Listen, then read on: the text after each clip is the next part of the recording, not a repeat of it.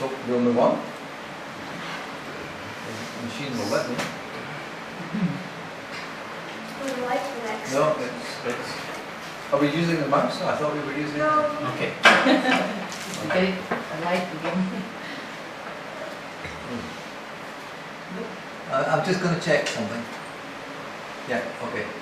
I just didn't know it jumped twice because of what I was doing. Okay. There are three basic methods of recruiting volunteers. One is mass media, one is targeted recruitment, and one is personal recommendation. Now, a lot of people, when you talk about recruiting volunteers, they think, oh, newspapers, TVs, but we need to look at that in more detail.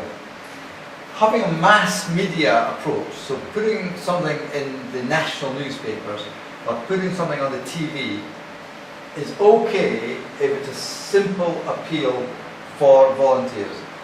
Okay, just a general thing, we need volunteers.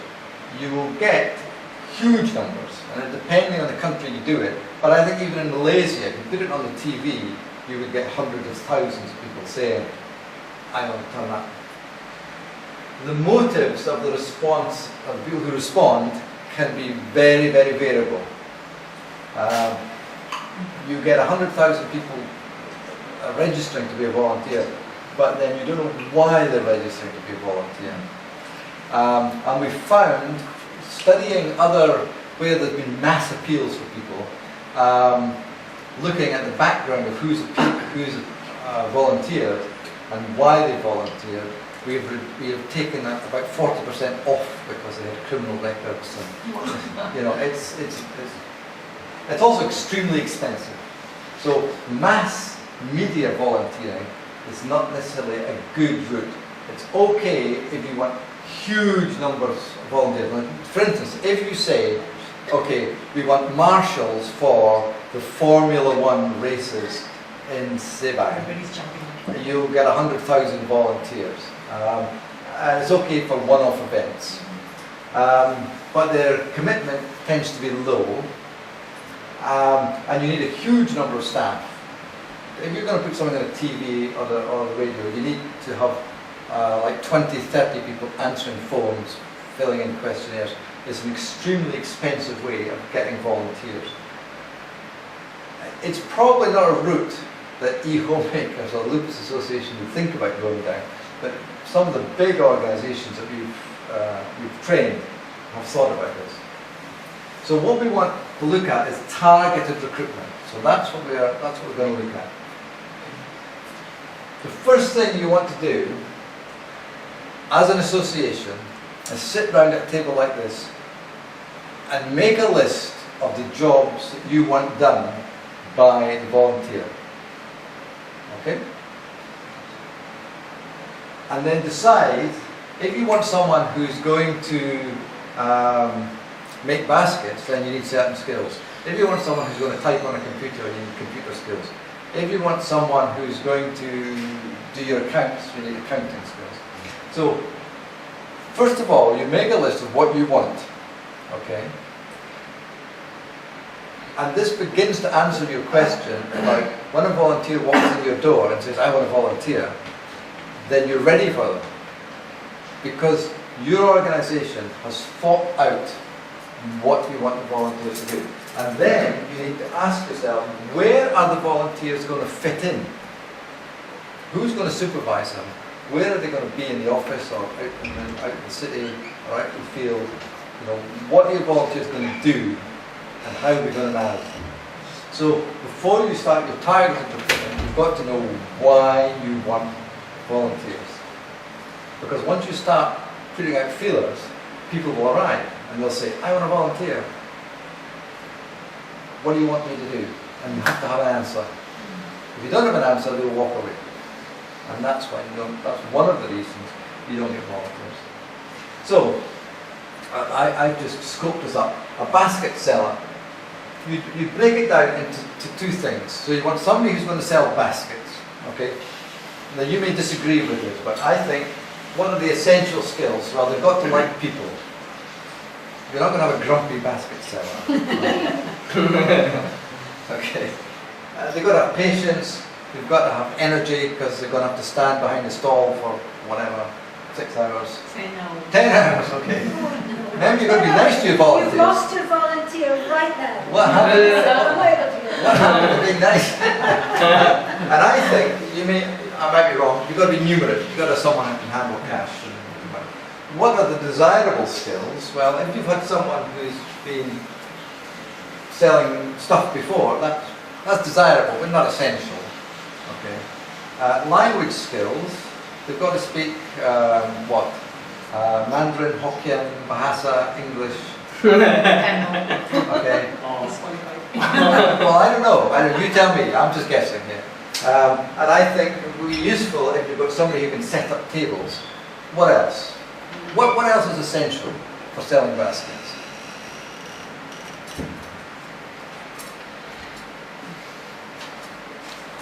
The knowledge of the basket itself. Sorry? The knowledge of the basket itself. Okay, but The product. you can train them. You can Yeah. train them. So that's probably desirable. Must be able to It's not essential. Okay, but that's good. Yeah. Must be able to, must own a car. Okay, is that essential? Own transport, sorry. Is To that carry the baskets to the venue. Is that essential or desirable? Desirable. Desirable. Okay. Must be honest. Essential. Yes. Okay, let's be honest. So that would go in the essential column. So what you do is you do this for every job. Okay? So when you say, I want to volunteer to work in Lupus Association, to do what? Okay? To drive a car. What's essential and what's desirable? Counselor. A counsellor, yeah? Patience. So patience, Essential. energy, like people, doesn't have to be Listening skills. Likes to listen more than speak. Okay. So, okay, Joanne? Stock management. Stock management, this is for basket selling. Okay, is that essential or desirable? Desirable. Desirable. Okay, yep, excellent. So every job, you think about what do I want a volunteer to do, and you write down the name of the job. And then you say what's essential and what's desirable. So then you can start making judgments about have I got the right person walking in. Okay, so let's see. So basically, what I'm just saying, basically, is you write a job description for every job that you want done. Okay? So when you go back to your desk or back to your association from this training, make a list of all of the jobs you want a volunteer to do. And then do your essential and your desirable for that job so you know what kind of person you're after. Okay? So that answers the question. When someone says, I want to help, you say, great, here's 20 jobs. Which one do you want? Which one do you want to apply for? Okay? So then they can say, well, I can't drive, I'm not numerate. But I like people. Okay, you can sell baskets now. But at least you know where you're going with that. Right? Okay. Okay, you don't fit in. So, you need to tell the person, where is the job? Is it here, in the office? Or is it at an event? Okay? Is it in Lupus Association headquarters or is it someone's home? Is it at the hospital? So you need to tell people where the job is. Okay, coming back to Johan's point, what days and what times? Once a week? 4 times a week? Once a month? Twice a year? Sometimes associations of events which only take place twice a year. Okay. Who's the supervisor? Who will they report to? Who's the boss? If they're selling baskets at a mall somewhere, who are they reporting to? Who is their boss? They need to know that. Are they going to be working in a team or on their own? If they're selling baskets, they're in a team. If they're working for Lupus Association as a counsellor, they're on their own. So you need to know that. You need to tell them that. what training are you going to give? Now this one was written for an organisation who worked with cerebral palsy, children with cerebral palsy. So we will train them how to lift children or adults into wheelchairs. We will give disability awareness training. Some people might feel working with people who are suffering with lupus, they may feel, ooh, I'm not sure. But if you say, well, we'll give you full training, they may say, oh, okay, I'll give it a try. So it's important to tell them if they're going to get training. Are you going to give them expenses? If they're selling baskets at a mall somewhere, are you going to pay for their bus fare to get there? Or not? You don't have to, but if you are, you should tell them. In fact, if you're not, you should tell them too. So they know. So you need to think about all of these things and write that down. So when you have a person who wants to volunteer, you can say, this is essential, this is desirable, this is the job. You're working with a team, we'll pay for your bus fares, we'll give you full training. For the baskets, for instance, we will train the people selling the baskets how the baskets are made. And what are the special features? You know, they're works of art, they're made from recycled materials, they've got non-toxic paint on them. So that's all part of training. But you need to tell them that before they start, that you're going to give them all of that training. Okay? Okay. So, I think you should choose a job. What job? Let's do this in two parts. We'll do Lupus Association 1 and we'll do eHomemakers. What volunteer do you most urgently need in eHomemakers? What kind of job? The most jobs required is manning of booths for e-home at bazaars and exhibitions. For selling baskets? Yes. Okay. Can you work out the job description for that between the four of you? Okay. I want to see a job description. It's just one of you be described and write down a short job description of that. Now, how about Lupus Association? What do you need for volunteers? That's very important. Okay, can you write down a job description for counsellors? You've got 10 minutes. Transport. Transport. Home transport. That's hard, but one organisation's got to do it all on their own. Okay, So would it be nice to... who would like to volunteer to join the Lupus Association, Thomas? Well done. Yeah. Okay. Looks like I'm a volunteer. Okay, you two work together on Lupus Association and you three Okay. work on Now you eHome. have to educate me what's Lupus.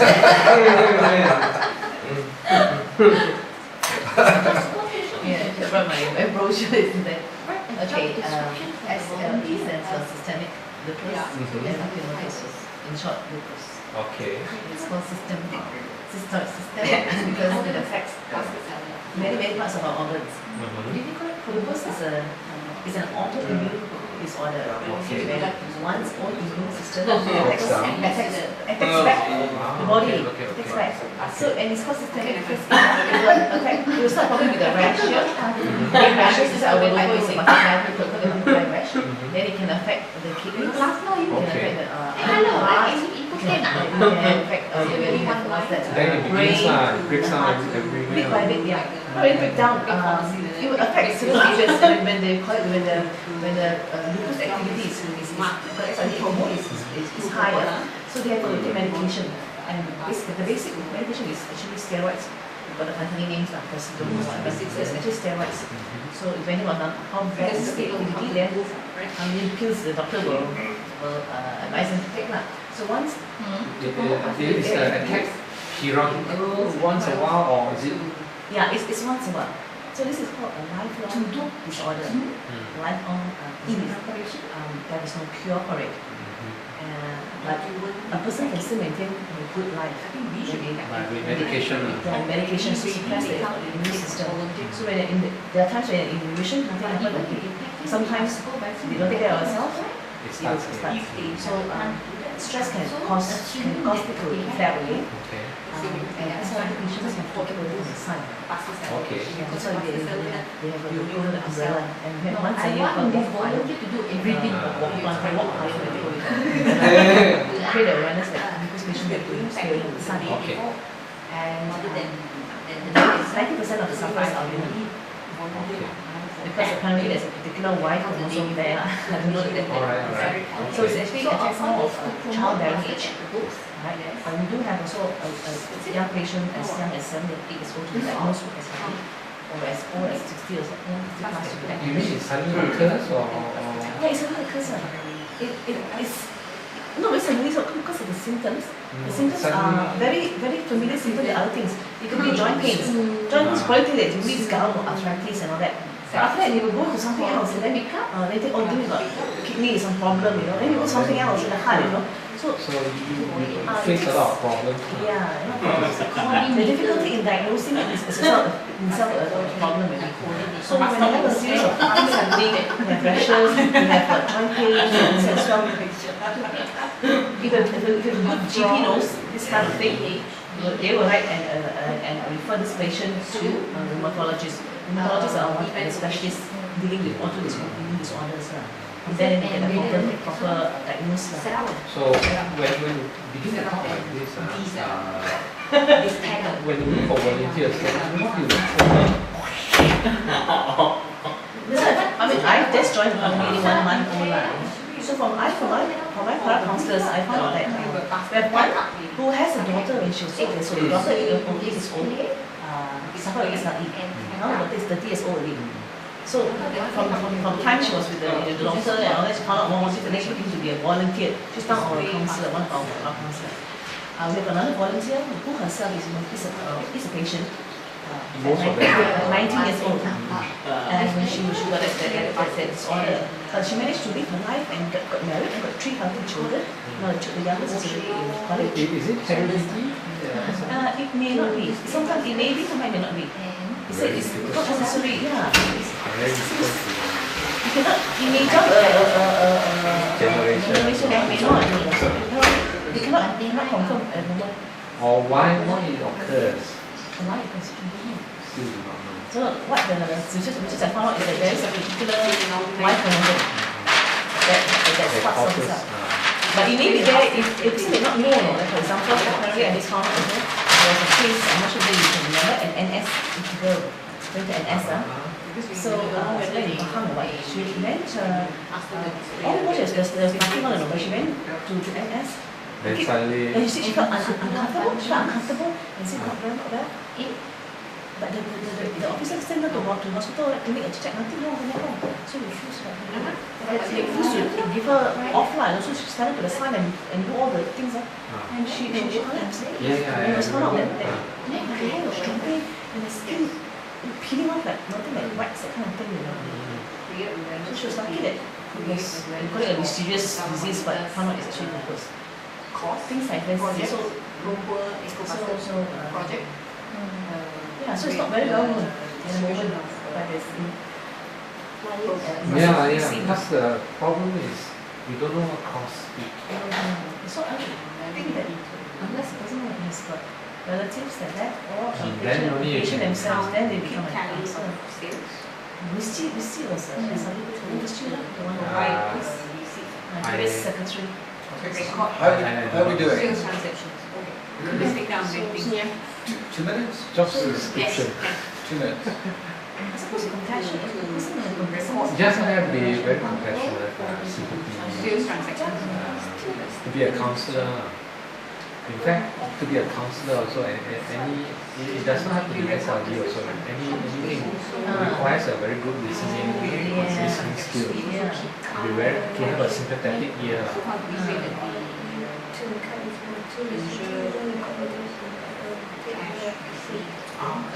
Because I suppose as a counselor, you don't really say much. You need to just listen and comfort. This is nothing you can do. Because I'm contract. So what I realized that learn from how they advise the patients is that you must keep taking a medication, doesn't stop, and you have to make the medications. Okay, so 1 minute? Okay. Oh, 1 minute. I thought you want 1 minute from us. No. I want you, Cash transaction. yeah, 1 minute more to confer. Also, the essential skills are really Yeah, these are the essentials. desirable. We Care. to learn up, lah. We want Yeah. to pack Training. You must have end of sympathy day for of people. end of event to pack up each basket in this So when you say the medicine have to be, you have to take it for the rest of your life now. Periodically you have to take it. If the activity is as an activity is there. So when it doesn't flare up, then you don't need to take medicine. So the moment it flares up, you need to take. You have to take it until it comes to a point where you will Subside. reduce, and another doctor says, okay, you can stay off, then is it. So we have one that is my previous temperature is G, which is off the steroids already. Comes on remission now, no problem. Until the time flares up again, then she has to go on. But the consequences is so that it's steroids another many years. Yeah. The bones will be told, but she had a fall recently. She felt problem in Yeah, when you take carving. steroids, it's Yeah, so it affects the bones and all that. So there's some pattern also. to check and balance.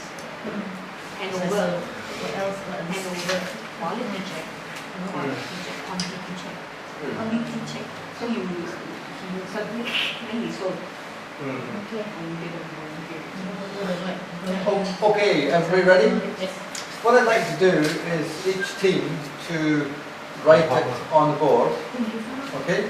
So I think we'll have homemakers first, and Johan is going to write it on the board. Okay. Happy reading by the team. Oh, you have that. Pass, got papers there. We did the Made it. pass. Yeah, you start off with essential and desirable, and then cover those issues.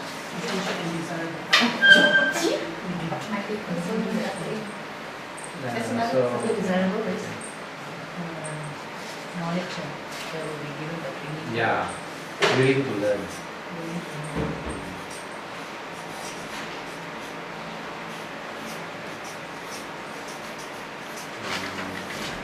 So you call them a basket promoter, would you? Okay. Because they do that. That's very posh. That sounds school. like So there's a treasure. Actually, we didn't She's have patient.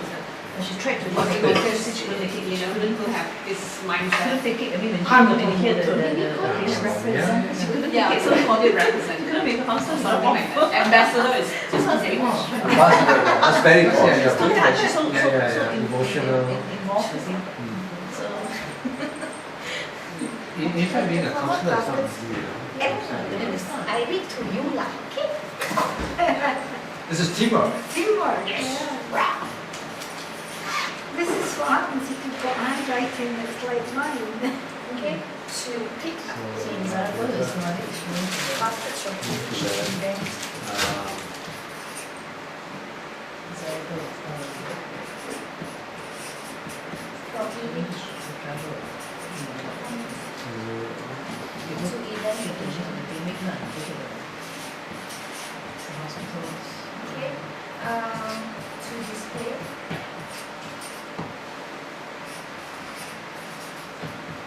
then you send them to hospital, things like that? Or it's just that medicine, just take medicine to just alleviate the problem.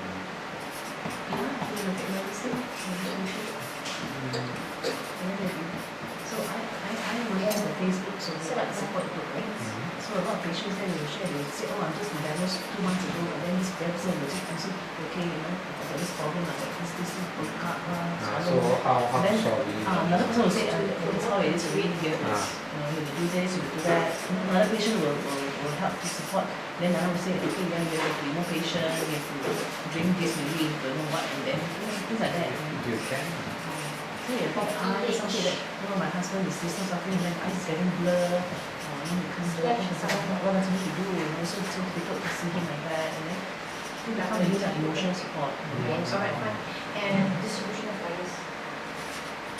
So how many people are there in Malaysia who suffers from SLE?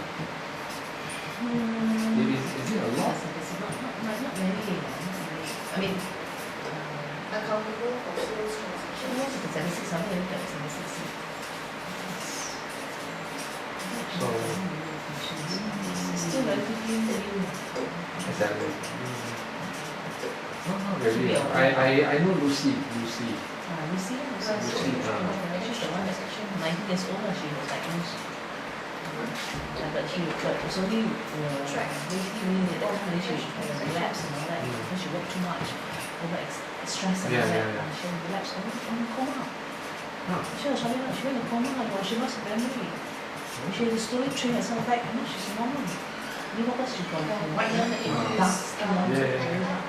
When you take medicine like steroid, you have to affect all this.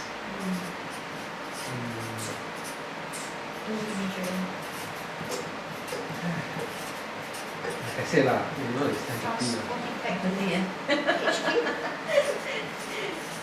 So undesirable anything else at the moment because going. Wow.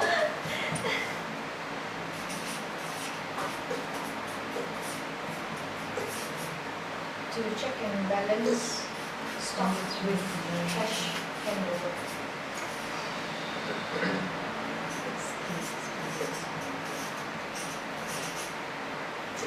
To check and balance. Yeah. For stock, what's against cash handover. No lah, just say able to spend some time. Yeah, handling of person also. Okay? Yes. Okay, now, Lupus team, I want you to look at this job description that e-homemakers have just done, and I want you to put yourself in the mind of a volunteer. Okay? So if you were a volunteer that just walked through the door, and you said, I want to volunteer, and the e-homemaker said, oh, excellent, we want a basket promoter, this is what it involves. What would you ask? Okay? So what do you need to know as a volunteer? What's missing? If anything. What's missing for me is the ability to read it from the back. Sorry, I'm going to come here so to promote baskets at the booth, to pick up baskets from HQ and take them to the location, to display the baskets strategically, that sounds posh, and set up buntings, okay, to promote and create awareness E-homemakers. of And e-homemakers and distribute flyers.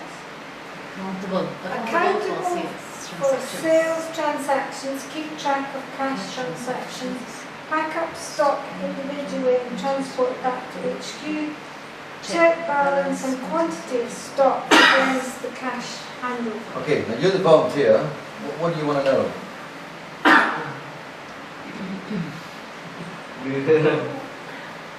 How many people are there? I mean, who do I work with? I mean, Yeah? who do I report to? Who do I pick in baskets from? I mean, person in charge. Name person in charge. Who's in charge? Who's in charge? How many hours do you want me to work? Are you going to train me to do all this? Okay? So I just want you to put yourself in the mind of a volunteer. So that's what you want them to do, which is good, so you're clear.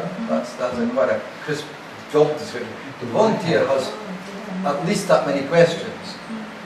Are you going to train me? Alone? If I do alone, if I need to go for a toilet break, how? Yeah? How am I going to get there? Who's going to give me the baskets? So there's a lot of questions the volunteer is going to ask. How often do I have to do this? Yeah, just And once. how long is one Duration. period of time? You know, because I get very tired, so I can do 4 hours, but not. Okay, so you've answered a lot of these questions, good, but there's a lot of other questions that the volunteer will want to know before they say, yeah, okay, I'll help you with this. Could Okay? I, is there any allowances for the Yeah. That's what I think so. Do I get my bus fare? So are you going to pay for a cup of coffee for me while I'm working 10 hours, if you said? Are you going to pay for me my lunch or my evening meal? Or maybe you are. I mean, I don't know. It just doesn't say.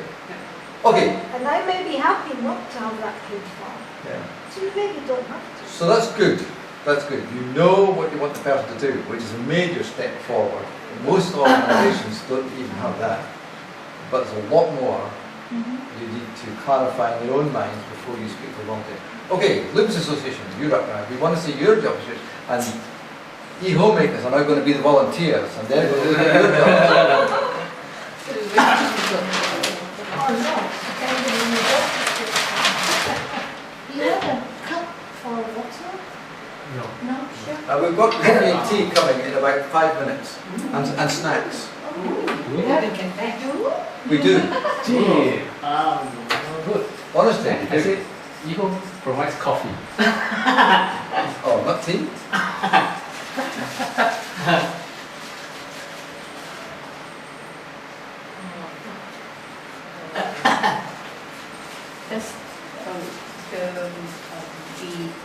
That's just now that we did that one. Does each job need to be thorough like that? Yeah. Preferably? Yeah. No, essentially. But the thing is, most of the volunteers in Malaysia is ad hoc. So there's no set rules and regulation to follow. I know, but if you're going to manage volunteers successfully, that's what you need Yeah, to you do. have to do that. Especially when you are looking at big organization. No, any organisation. Just Actually, more so I would say in a small small organisation. organisation. if you just think about yourself and say, okay, I am going to go to Lupus Association and offer my help. I want to know what they want me to do, because maybe I can't help. Okay? So you should not be vague about this. If I walk in any organisation, anywhere in the world, and say, hello, I'd like to help you, what do you need? I want them to say, we want you to teach our kids how to play football. I'll say, oh, okay, I can do that. How often do you need it? Well, every Tuesday afternoon would be good. Okay, I can do that. I live other side of the city. Will you give me bus fares? Yes, you will. Okay, fine. You need to have answers to these questions. If the volunteer comes to you and says, I want to help your association, I want to help e-homemakers, what do you need? And you say, well, just ad hoc, just come in and do what you can. They think, well, that's just too vague. But a lot of organisations do that. I've been No, what I mean by ad hoc, they already have a general idea what is to be done, but it's just that it's not being set, written down somewhere, you need this. But how do they know? How are you going to use their time effectively? And if you don't use their time effectively, what does a volunteer feel? I've seen volunteers who come to, say, associations for people who are physically disabled, and they've got schools. And they say to the volunteer, oh, come in, you can sit in the classroom and just help out. Doing what? Helping kids draw. And basically what the volunteer does is they just gravitate to something they like doing. So they help in the classroom, and then they find that's boring. So then they drift into the kitchens and say, do you want any help? And they say, yeah, you can wash the dishes. And they say, oh, okay, fine. So they wash the dishes, and then they say, actually, I'm quite a good cook. And they say, oh, you can help with cooking. And they just drift around the organisations. And then they drift out the door and don't come back. And that's what happens. So yes, so the answer to your question is yes, you need to be clear as an organisation what you want your volunteers to do. And they'll stay with you. I think ad hoc is one thing, in that volunteers will come along and the part of the reason it is ad hoc is they don't know what they can do that will help you. And you don't know what they can do that will help you, but you also are not clear on what you want yourself. If you know exactly what you want, your volunteer then is not ad hoc. Their timing may be ad hoc, but that's something you negotiate. When can you come? Well, sometimes I can come on a Wednesday, sometimes I can come, every 5th Monday, and so on. That's the ad hoc aspect. When they can come and when they can do, or when you're selling your baskets, is it going to be every single Saturday? No, I don't think. That's the ad hoc aspect. It's when you're doing it. But what you're doing and the detail you're doing is clear both to you and to the volunteer. How about if you're selling baskets, your basket promoters, instead of having the basket promoters for 10 hours, why not have 3 of them doing 5 hours and another 3 doing another 5 hours? And then you're only asking people to help for 5 hours. Sure. Then- We don't have so many volunteers in the beginning. You will have after this course. But the other issue, you say we don't have that many volunteers. You will have even less volunteers If you make if them work you make 10 them hours. work for 10 hours. If I came to you as a volunteer and you said, oh yeah, sell baskets. Okay, I'll sell baskets. How long? Well, get up at 5 or 6 in the morning, come to the office, collect the baskets, drive to the other side of KL, set it up, spend all day, do all the sums, bring the baskets back either that day or after 10 hours. No.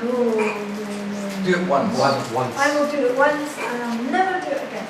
It's okay, Cecilia, you don't have to do If that.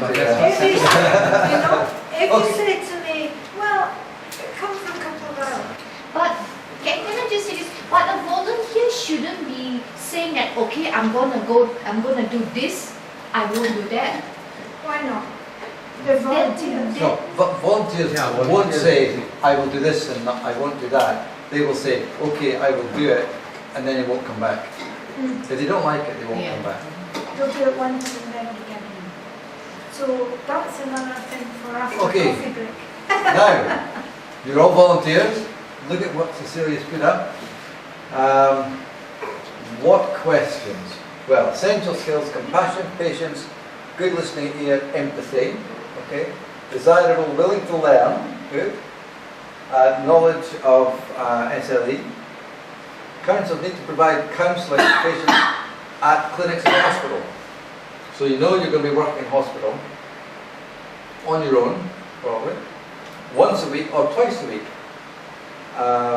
Depends on you as a volunteer, I suspect, and it depends on when the clinics are. And you're going to be doing it for 3 or 4 hours. And full training will be given? Yes? Also, yeah. Well, Yeah. I mean, Yes, I would, yes. if I was going to volunteer Yeah, to work with you, training. I would like full training before I became a Yes, counsellor. yes. Okay, you're the volunteers now.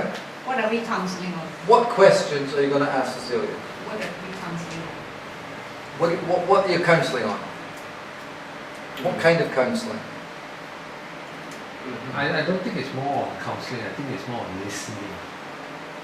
Just got para counselors. So what is part? Because we knowledge of SLE lah. So we have knowledge of SLE. You will know that this patient's what is this disorder. So we need to Training.